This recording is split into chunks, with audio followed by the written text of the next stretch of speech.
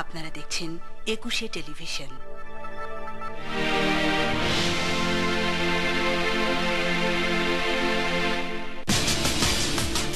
দেশের বিভিন্ন স্থানে পলিটেকনিক শিক্ষার্থীদের পরীক্ষা বর্জন, বিক্ষোভ, পুলিশের সঙ্গে ধাওয়া পাল্টা ধাওয়া। রামপালে বিদ্যুৎ প্রকল্পে স্থিতাবস্থা চেয়ে হাইকোর্টের রিট, শুনানি হতে পারে কাল। হাসিনাকে সরানো গেলে নির্বাচনে যাবে বিএনপি, যশোরে বললেন খালেদা জিয়া। বিকেলে খুলনা সার্কিট হাউস ময়দানে জনসভা।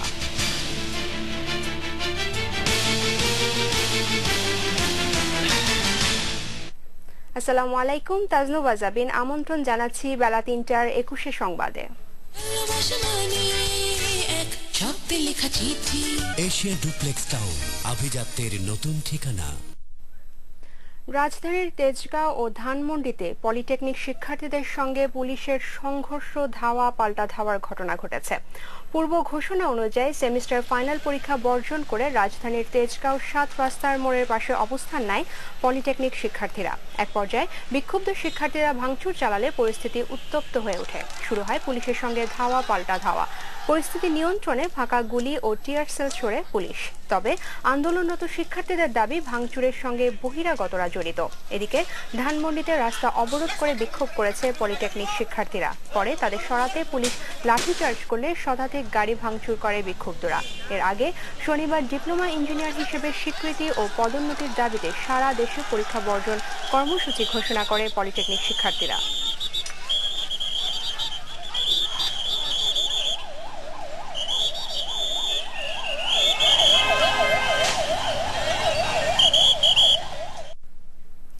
দুই দফা দাবি বাস্তবায়িত না হওয়ায় পরীক্ষা বর্জন করে দেশের বিভিন্ন স্থানে বিক্ষোভ করেছে পলিটেকনিকের শিক্ষার্থীরা। সিরাজগঞ্জ ও সাতক্ষীরায় শিক্ষার্থীদের সাথে পুলিশের সংঘর্ষে পুলিশ সহ আহত হয়েছে ৪০ জন।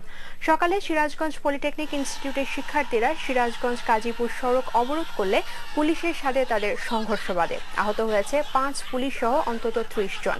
আহতদের মধ্যে সদর থানার এসআই সাজ্জাদ হোসেনকে সিরাজগঞ্জ জেনারেল হাসপাতালে ভর্তি করা হয়েছে। সাতক্ষীরা যশোর সড়ক অবরোধ করে শিক্ষার্থীরা বিক্ষোভ শুরু করলে পুলিশ সঙ্গে সংঘর্ষে পুলিশ সহ আহত হয় ১০ জন। গোপালগঞ্জের চন্দ্র দিঘলিয়া পলিটেকনিক ইনস্টিটিউটের শিক্ষার্থীরাও পরীক্ষা বর্জন করে মূল ভবনের গেটে তালা ঝুলিয়ে বিক্ষোভ করে। পরে পুলিশ এসে পরিস্থিতি নিয়ন্ত্রণে আনে। এছাড়াও লক্ষ্মীপুর, চট্টগ্রাম, কুড়িগ্রাম, মাগুরা, মেহেরপুর সহ দেশের বিভিন্ন স্থানে পলিটেকনিক ইনস্টিটিউটের শিক্ষার্থীরা পরীক্ষা বর্জন করে বিক্ষোভ করে। বাগেরহাটের রামপালে কয়লা ভিত্তিক তাপবিদ্যুৎ প্রকল্প বাস্তবায়নে স্থিতাবস্থা চেয়ে রিট করেছেন সুপ্রিম কোর্টের ৪ আইনজীবী। রোববার হাইকোর্টে এই রিট করা হয়। সংশ্লিষ্ট এলাকায় প্রকল্পটি বাস্তবায়িত হলে তা জনজীবনে কি প্রভাব ফেলবে তা মূল্যায়নে দেশি বিদেশি পরিবেশবিদদের সমন্বয়ে কেন একটি কমিটি গঠন করার নির্দেশ দেওয়া হবে না, এই মর্মে রুল চাওয়া হয়েছে রিটে। কমিটির সুপারিশ অনুসারে পরিবেশ বান্ধবভাবে অন্য যে কোনো এলাকায় বিদ্যুৎ কেন্দ্রটি স্থাপনে কেন বিবাদীদের নির্দেশনা দেওয়া হবে না তা জানতেও রুল চেয়েছেন আবেদনকারীরা। বিচারপতি নাইমা হায়দার ও বিচারপতি জাফর আহমেদের সমন্বয়ে গঠিত হাইকোর্ট বেঞ্চে সোমবার রিটের উপর শুনানি হতে পারে। এদিকে আদালত অবমাননা আইন ২০১৩ অবৈধ ও সংবিধান পরিপন্থী ঘোষণা করে দেওয়া হাইকোর্টের রায়ের কার্যকারিতা স্থগিতাদেশ চেয়ে আবেদন খারিজ করে পূর্ণাঙ্গ বেঞ্চে পাঠিয়েছে চেম্বার বিচারপতি। আগামী নির্বাচন পর্যবেক্ষণের জন্য জাতিসংঘে প্রতিনিধি দল পাঠানোর জন্য মহাসচিব বান কি মুনকে অনুরোধ জানিয়েছেন প্রধানমন্ত্রী শেখ হাসিনা। নিউ ইয়র্কে জাতিসংঘের বাংলাদেশ মিশনে সংবাদ সম্মেলনে একথা জানান প্রধানমন্ত্রী। সে সময় তিনি আরো বলেন, বিএনপি যুদ্ধাপরাধীদের বাঁচানোর চেষ্টা বন্ধ এবং সঙ্গ ত্যাগ করলেই চলমান সংকটের সমাধান হয়ে যাবে। সাখাওয়াত সেলিমের সহায়তায় যুক্তরাষ্ট্র থেকে বিস্তারিত জানাচ্ছেন জেইউ জুবায়ের। সংবাদ সম্মেলনের শুরুতেই প্রধানমন্ত্রী শেখ হাসিনা তার ৬ দিনের সফরের বিভিন্ন কর্মকাণ্ড তুলে ধরেন। যদি একটা গণতান্ত্রিক ধারাবাহিকতা অব্যাহত না রাখতে পারি তো দেশের মানুষেরই ক্ষতি। প্রধানমন্ত্রী জানান, আগামী নির্বাচন পর্যবেক্ষণের জন্য জাতিসংঘের প্রতিনিধি দল পাঠানোর জন্য মহাসচিব বান কি মুনকে অনুরোধ জানানো হয়েছে। বিরোধী দলের নেত্রীকে আহ্বান জানাই যে আসুন, পার্লামেন্টে আসুন, আলোচনা করুন এবং নির্বাচন যাতে অবাধ, সুষ্ঠু, নিরপেক্ষ হয়, আমরা সেটাই চাই।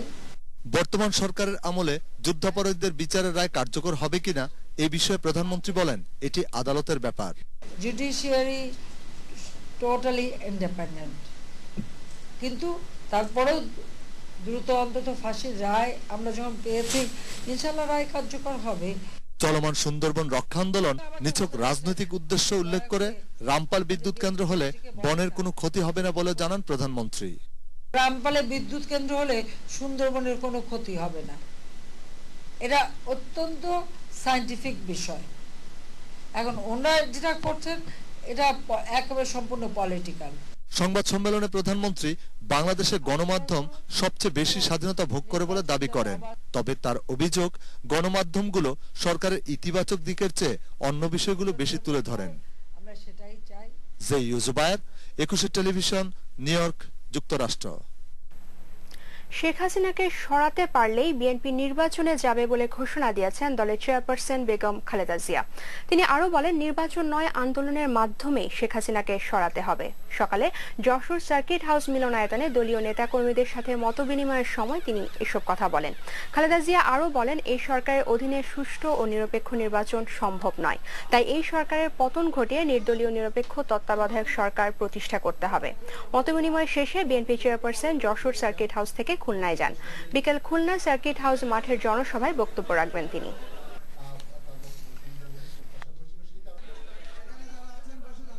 এখন আমাদেরকে আন্দোলন করে প্রথমে এই আওয়ামী লীগ সরকারকে সরাতে হবে, হাসিনাকে সরাতে হবে। হাসিনাকে সরাতে পারলেই আমরা নির্বাচনে যাব।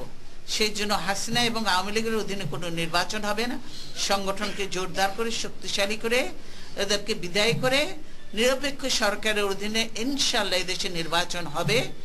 এবং এই দেশে নিরপেক্ষ সরকারের অধীনে নির্বাচন হলে আমরা আশা করি বিএনপি এবং 18 দলীয় জোট ভালো ফলাফল করবে।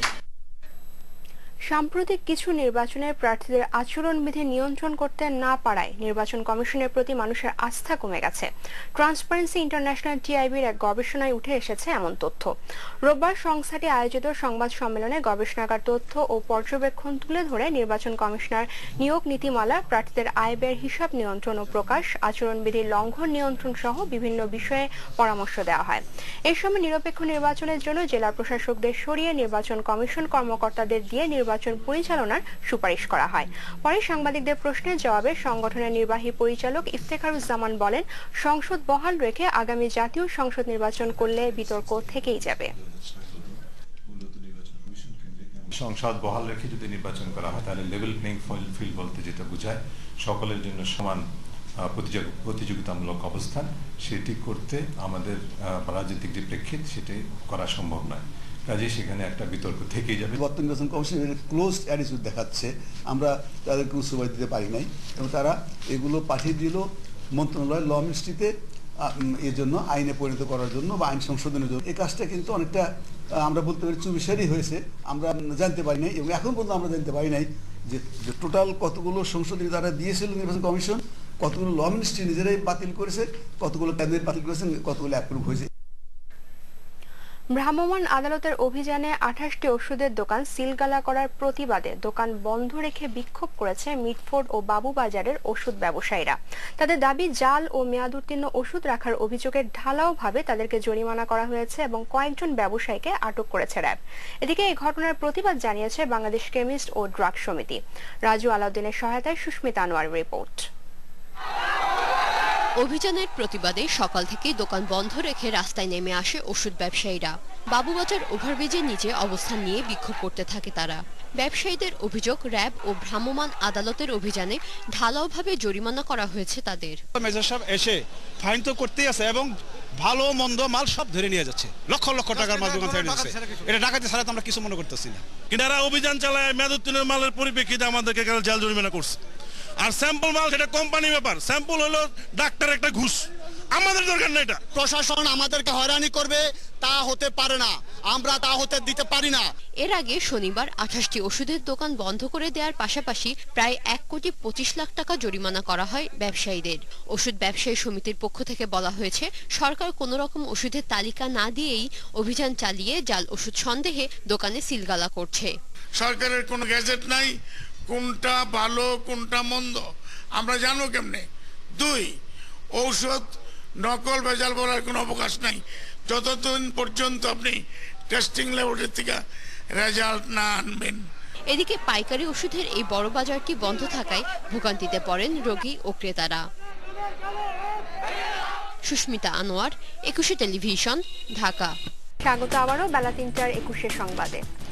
কক্সবাজারের রামুতে বৌদ্ধবিহার ও বসতিতে সাম্প্রদায়িক হামলার ১ বছর আজ। ধ্বংসস্তূপ সরিয়ে নতুন করে নির্মাণ করা হয়েছে বৌদ্ধ মন্দির। তবে বিভীষিকাময় সে রাতের ক্ষত এখনো শুকোয়নি। প্রকৃত আসামিরা গ্রেফতার না হয় নতুন আতঙ্ক দেখা দিয়েছে তাদের মনে। কক্সবাজার প্রতিনিধি আবু তাহেরের রিপোর্ট, জানাচ্ছেন আফসানা নীলা।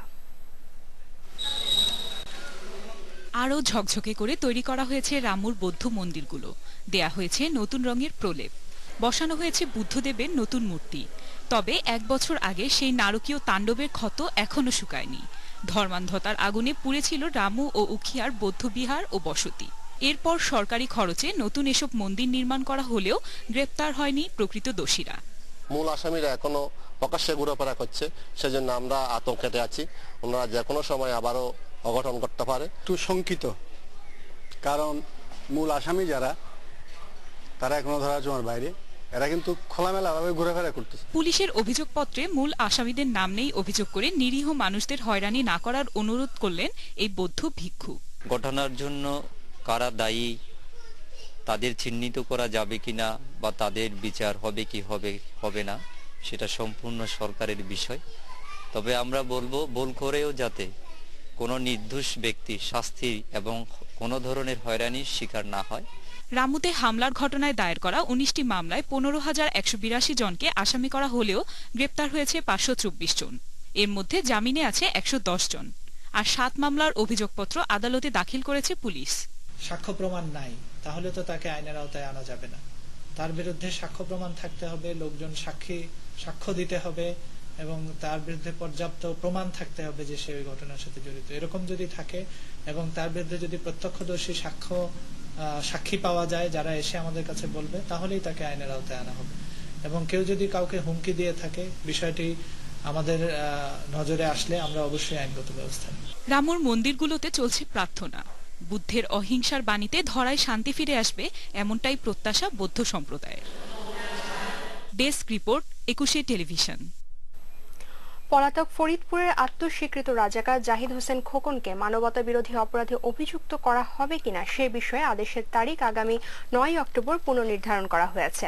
বিচারপতি এটিএম ফজলে কবিরের নেতৃত্বে ৩ সদস্যের ট্রাইব্যুনাল ১ এই দিন নির্ধারণ করেন। জাহিদ হোসেন খোকন পলাতক থাকায় মামলা লড়তে রাষ্ট্রের পক্ষ থেকে একজন আইনজীবী নিয়োগ দেওয়া হয়। একই ট্রাইব্যুনালে আওয়ামী লীগের বহিষ্কৃত নেতা মোবারক হোসেনের বিরুদ্ধে সাক্ষ্য দিয়েছেন রাষ্ট্রপক্ষের ১১তম সাক্ষী চমন সিকান্দার। অন্যদিকে ট্রাইব্যুনাল ২-এ বুদ্ধিজীবী হত্যার দায়ে পলাতক আলবদর নেতা আশরাফুজ্জামান খান ও চৌধুরী মঈনুদ্দিনের বিরুদ্ধে আসামি পক্ষের যুক্তিতর্ক উপস্থাপন চলছে। একতরফা নির্বাচনের কোনো ইচ্ছা সরকারের নেই বলে মন্তব্য করেছেন আওয়ামী লীগের সভাপতিমণ্ডলীর সদস্য মোহাম্মদ নাসিম। ধানমন্ডিতে সভানেত্রীর কার্যালয়ে ১৪ দলের বৈঠক শেষে সাংবাদিকদের প্রশ্নের জবাবে তিনি একথা বলেন। নাসিম বলেন, সংবিধান অনুযায়ী নির্বাচন হবে, কোনো প্রস্তাব থাকলে বিএনপিকে সংসদে এসে দিতে হবে। তিনি আরো বলেন, কাদের মোল্লার ফাঁসির রায় একটি ঐতিহাসিক রায়। এ রায়ের মধ্যে দিয়ে জনগণের প্রত্যাশা পূরণ হয়েছে।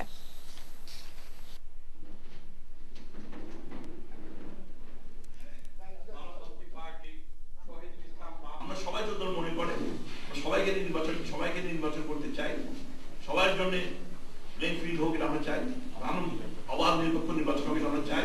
সত্যিকার অর্থে সমস্যা সমাধান তারা চায়, সুষ্ঠু নিরপেক্ষ নির্বাচন যদি তারা চায়, তাদের এখন সুযোগ আছে। আমি মনে করি সর্বশেষ সুযোগ পার্লামেন্টে তারা বলুক, না হলে আন্দোলন ট্রেনও তারা মিস করেছে, অতীতে নির্বাচন ট্রেন মিস করবে। বিএনপিকে জড়িয়ে জাতিসংঘে দেওয়া প্রধানমন্ত্রীর ভাষণ কূটনৈতিক ভদ্রতার সব সীমা অতিক্রম করেছে বলে অভিযোগ করেছে প্রধান বিরোধী দল বিএনপি। রোববার রাজধানীর নয়াপল্টনে বিএনপির কেন্দ্রীয় কার্যালয়ে এক সংবাদ সম্মেলন করে প্রধানমন্ত্রীর দেওয়া এই ভাষণের প্রতিবাদ জানায় দলটি। যুগ্ম মহাসচিব রুহুল কবির রিজভী অভিযোগ করেন, শুধু দেশে নয়, প্রধানমন্ত্রী আন্তর্জাতিক ফোরামেও নিজের দেশের প্রধান বিরোধী দলের বিরুদ্ধে কুৎসা অব্যাহত রেখেছেন। প্রধানমন্ত্রীর বক্তব্যে দেশের জনগণের অপমান করা হয়েছে বলেও মন্তব্য করেন রিজভী।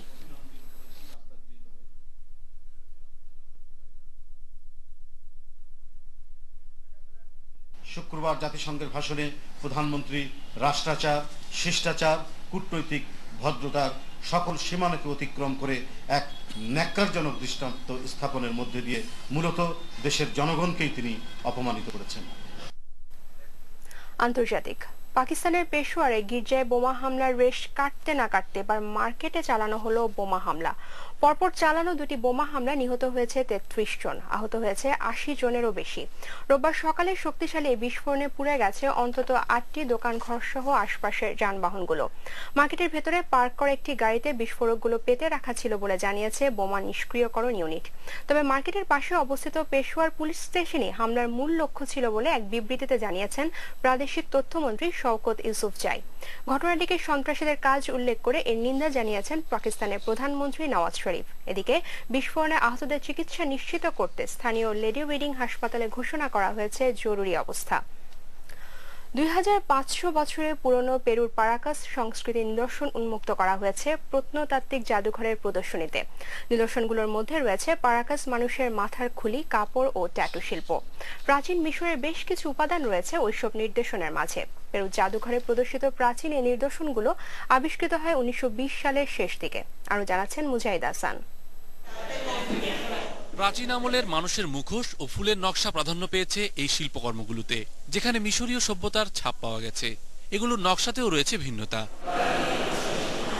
1927 সালে পেরুর আধুনিক প্রত্নতত্ত্বের জনক প্রত্নতাত্ত্বিক জুলিও সি টেল্লোর আবিষ্কৃত 56টি শিল্পকর্ম হাজির করা হয়েছে জাদুঘরটিতে। এর মধ্যে রয়েছে 41টি বহুরঙা কাপড়। শিল্পকর্মের মান বিচারে জাদুঘরের পরিচালক জানালেন, এসব নিদর্শন কেবলমাত্র মিশরীয় সংস্কৃতির সঙ্গেই তুলনা চলে। জাদুঘরে শুরু হওয়া প্রদর্শনীতে স্থান পেয়েছে পারাকাস সংস্কৃতির বেশ কিছু নিদর্শন, যাতে নকশা করা কাপড় ছাড়াও আছে মানুষের মাথার খুলি আর ট্যাটু। জাদুঘরটিতে প্রায় 3 লাখ প্রত্নতাত্ত্বিক নিদর্শন আছে, যা পুরনো ঐতিহ্যকে ধারণ করে বলে জানালেন জাদুঘরটির পরিচালক। Entre ellas las piezas correspondientes a la cultura paraca, que es una cultura muy পারাকাস সংস্কৃতির এইসব নিদর্শন ভবিষ্যতে প্রত্নতাত্ত্বিক গবেষণার পথকে আরো সুগম করবে বলে মনে করছেন প্রত্নতাত্ত্বিকরা। মুজাহিদ হাসান, 21 টেলিভিশন। খেলার খবর। স্প্যানিশ লা লিগায় জয়ের ধারা অব্যাহত রেখেছে বর্তমান চ্যাম্পিয়ন বার্সেলোনা। আলমেইরাকে 2-0 গোলে হারায় তারা। এটি বার্সার টানা 7ম জয়। অন্যদিকে মাদ্রিদ ডার্বিতে নগর প্রতিদ্বন্দ্বী অ্যাথলেটিকোর কাছে 1-0 গোলে হেরেছে রিয়াল। আলমেইরার মাঠে নেইমারকে ছাড়াই বার্সা শুরু থেকে প্রতিপক্ষের উপর চড়াও হয়ে খেলতে থাকে। 21 মিনিটে লিওনেল মেসির গোলে 1-0 এগিয়ে যায় কাতালানরা। এর 8 মিনিট পর মেসি মাঠ ছাড়লেও ম্যাচের ছবি পাল্টেনি। বিরতি পর্যন্ত বল বার্সার অর্ধেই ছিল বেশিরভাগ সময়। দ্বিতীয়ার্ধে অবশ্য ফেরে বার্সা শুরু থেকে প্রতিপক্ষের রক্ষণভাগের উপর চাপ তৈরি করে 56 মিনিটে জয় নিশ্চিত করে চ্যাম্পিয়নরা। ফ্যাব্রিগাসের পাস থেকে লক্ষ্যভেদ করেন ব্রাজিলিয়ান ডিফেন্ডার আদ্রিয়ানো।